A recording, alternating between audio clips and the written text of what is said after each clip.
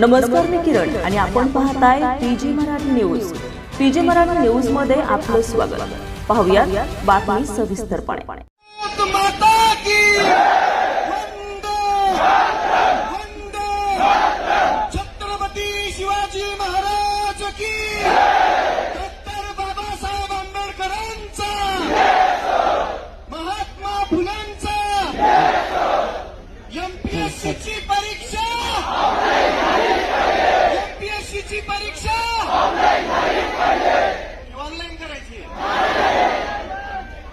या राज्याची व्यवस्था, या राज्याचं प्रशासन असं झालंय, इथं मटका फुटत नाही पण पेपर रोज फुटतात. लेकरांची स्वप्न विकत असताना लाचा कशा वाटत नसतात.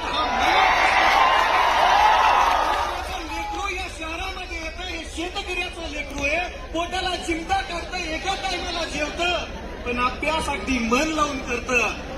आणि शेवटी परीक्षेच्या आदल्या दिवशी समजतं की पेपरच गलपटलाय.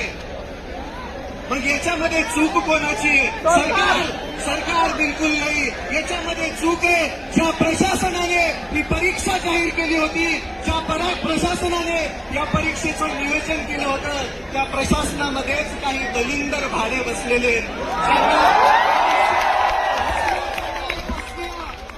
त्यांच्यावरती सगळ्यात पहिली कारवाई करून या दलिंदरांना जन्मठेपेची शिक्षा झाली पाहिजे. काय जन्मठेपेची शिक्षा झाली पाहिजे.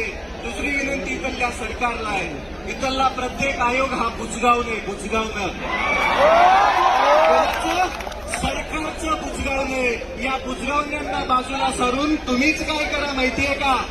ते एमपीएससीचा आयोग आहे ना, तो बरखास्त करा.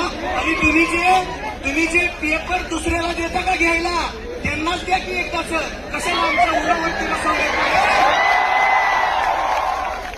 एमपीएससीची परीक्षा ऑफलाईन होत नाही तोपर्यंत हा विद्यार्थ्यांचा एल्गार असाच होणार. आज आयुक्त आलंय, उद्या क्रांती चौक असेल.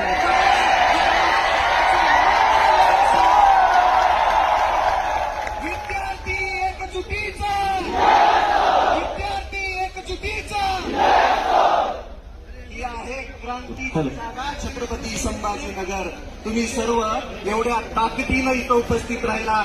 या सरकारच्या मनामध्ये धडकी भरायला वेळ लागणार नाही. ही एकजूट कायम ठेवूया आणि लढूया. जोपर्यंत न्याय भेटत नाही, जोपर्यंत आपला हक्क आपल्याला भेटत नाही. ताज्या बातम्या लवकरात लवकर पाहण्यासाठी पीजी मराठी न्यूज चॅनलला लाईक करा, सबस्क्राईब करा आणि बेल आयकॉन प्रेस करा.